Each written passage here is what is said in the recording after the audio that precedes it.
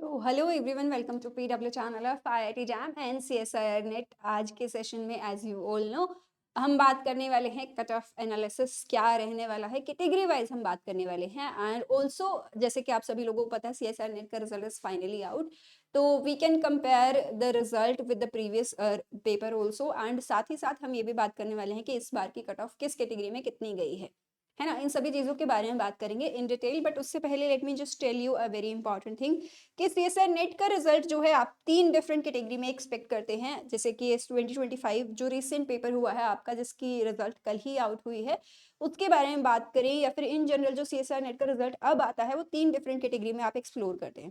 पहली कैटेगरी रहती है आपके पास जूनियर रिसर्च फेलोशिप की कैटेगरी, यानी कि जेआरएफ की कैटेगरी, है ना। अगर आप इस कैटेगरी में क्वालिफाई करते हैं तो डेफिनेटली आपको एक रिसर्च ग्रांट भी मिलती है, एक फेलोशिप भी मिलती है रिसर्च के लिए, एंड साथ ही साथ आपको मिलता है एक असिस्टेंट प्रोफेसर का एलिजिबिलिटी, है ना।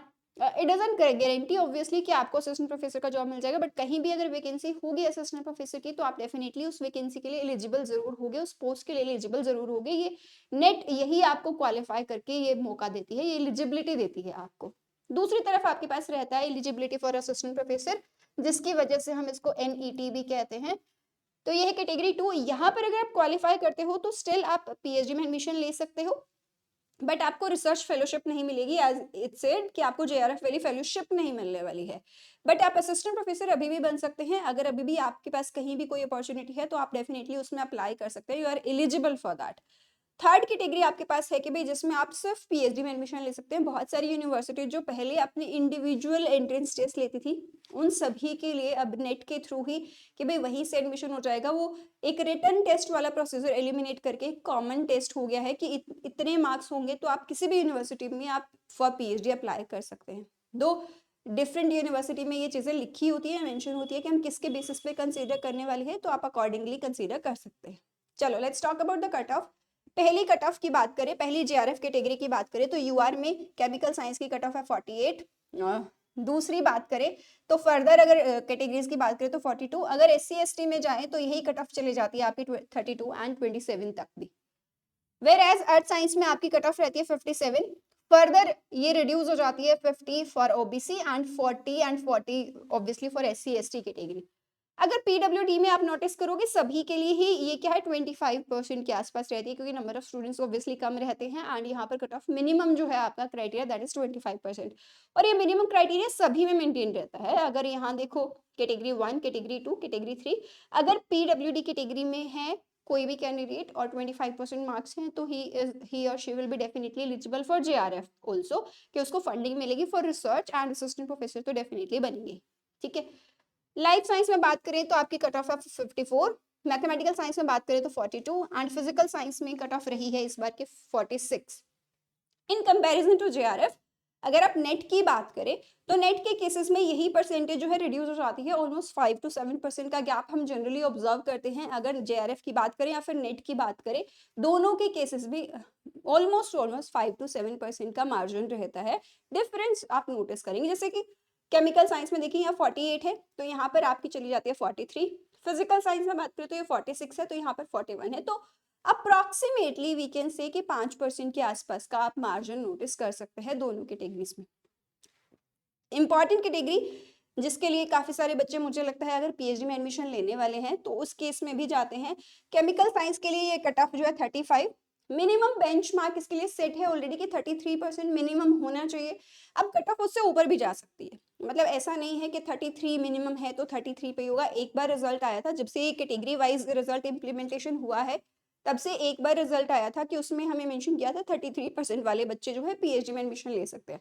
बट पिछली बार वाली कट ऑफ भी एंड इस बार वाली कट ऑफ भी में थोड़ी हायर कट ऑफ से, मतलब ऐसा नहीं है कि 33% मार्क्स आ गए हैं तो आप पीएचडी में एडमिशन ले सकते हैं। This is also higher in few subjects, किसी किसी केस में सेम भी है ना। जैसे केमिकल साइंस के केस में दिस इज 35%, यहाँ पर दिस इज 42% एंड यहाँ पर है 39%। वेर एज फिजिकल साइंस और केमिकल साइंस के लिए जो रहता है minimum criteria that is 33% only, जो मिनिमम बेंचमार्क भी है। मिनिमम बेंचमार्क अगर बात करें हम यूआर के लिए, ईडब्ल्यूएस के लिए एंड ओबीसी के लिए सेम रहता है ना, दैट इज 33%। और इन तीनों कैटेगरी के लिए आपके पास मिनिमम बेंचमार्क है 25%, which can go higher also, but यहाँ तो पीडब्ल्यूडी के लिए तो मेंटेन्ड ही है, बट कुछ कुछ सब्जेक्ट्स में कुछ कुछ रिस्पेक्ट में ये वैल्यू इंक्रीज भी है, जैसे यहाँ नोटिस करिए 26, यहाँ नोटिस करिए 29, तो मिनिमम आपके पास इतना तो होना चाहिए, उससे ऊपर कट ऑफ जाएगी तो उसके ऊपर आप एक्सपेक्ट कर सकते हैं। ये था हमारा दिसंबर का result. And if we talk about जून के रिजल्ट की बात करें तो जून के रिजल्ट में हम लोग क्या बात कर रहे हैं, क्या एक्सपेक्ट कर रहे हैं कि जून के रिजल्ट में हमें ये सारी चीजें देखने को मिली थी कि यहाँ पर 50% था, 61% for art science, life science के केस में आपको इतनी नोटिस हुई थी, मैथमेटिकल साइंस के केस में 53 गई थी, एंड फिजिकल साइंस के केस में आपकी 51 गई थी। सिमिलर क्राइटेरिया कि थर्ड कैटेगरी के लिए एडमिशन में यहाँ भी कट ऑफ आपकी काफी हायर थी, अगर आप नोटिस करेंगे तो। इस बार वाले पेपर में और जून वाले पेपर में क्या डिफरेंस रहा है, क्या कंक्लूजन है उनके, वो भी एक बार देख लेते हैं, कंपैरिजन करते हैं स्लाइटली। तो केमिकल साइंस के केस में अगर जून वाली साइकिल की बात करो तो आपकी कट ऑफ कुछ इतनी थी, एंड अभी आपकी कट ऑफ इतनी है ना। वेयर एज अर्थ साइंस में आपकी पहले कट ऑफ इतनी थी, अब इतनी गई है। यहाँ पर आपकी कट ऑफ पहले कम थी, अब ज्यादा हो गई है। यहाँ पर आपकी कट ऑफ इतनी थी, ठीक है, ये आपकी चेंज हो गई है साइकिल। वेयर एज अगर इस केस में बात करेंगे, फिजिकल साइंस के केस में वो डेटा शायद 42 तो नहीं है, 42 तो नहीं है, इस बार की 46 के आसपास है, और पिछली वाली जो कट ऑफ थी वो आपकी 51 के आसपास कट ऑफ थी। अगर आप नोटिस करें overall comparison of cut off इस बार वाली और पिछली बार वाली, तो हम नोटिस कर सकते हैं हर कैटेगरी में आपने लोअर कट ऑफ एक्सपेक्ट की है इस बार, except for life science. Life science के केस में आपकी कट ऑफ इंक्रीज हो गई है बाई 5% ऑलमोस्ट, मतलब 2.5%, यानी कि 5 नंबर इंक्रीज हो गई है पिछले वाले के कंपैरिजन में। अदरवाइज बाकी सभी के केसेस में आप नोटिस करेंगे कि आपने लोअर कट ऑफ इस बार एक्सपेक्ट की है। पेपर का level was almost the same, और आई वुड से दोनों इक्विवेलेंट साइड पर थे, but still you have a lower cut off in this particular paper. दिसंबर के केस में आपकी कट ऑफ लोअर गई है, सिर्फ लाइफ साइंस में कि आपकी कट ऑफ थोड़ी सी इंक्रीज गई, ठीक है।